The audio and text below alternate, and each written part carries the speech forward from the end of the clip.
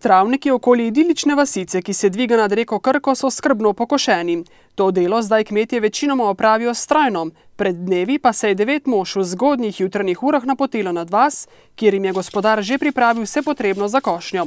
S kosilnico je namreč pokosil ravninski del, težji del pa je prepustil koscem. Je bila pa že dolgo let ideja nekaj v meni, da bi eno vaško košnjo naredili tako po ta starem sistemu, tako kot so naši očetje kosili. Kosci 3 generacij so izmenjaje pridno kosili. Za dobro košnjo je potrebna dobra ostrina kose, za kar je poskrbel 75-letni Alojz Kuhelj, ki je izmenjaje klepal in brusil kose. Prej smo njim zjutraj ob 4 vstali,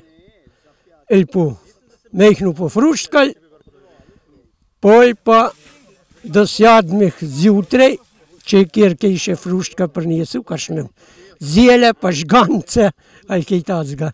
Pri večjih opravilih, kot je bila tudi košnja, se je zbrala vsa vas, pri tem pa so dobri kosci uživali še poseben ugled. Košnja pa trajala kar cel leto, od spomladi do jeseni, kosita pa šmrva, potem je bila tava. S to akcijo so želeli obuditi bogato dediščino nekdanjega kmečkega življenja s šegami in navadami.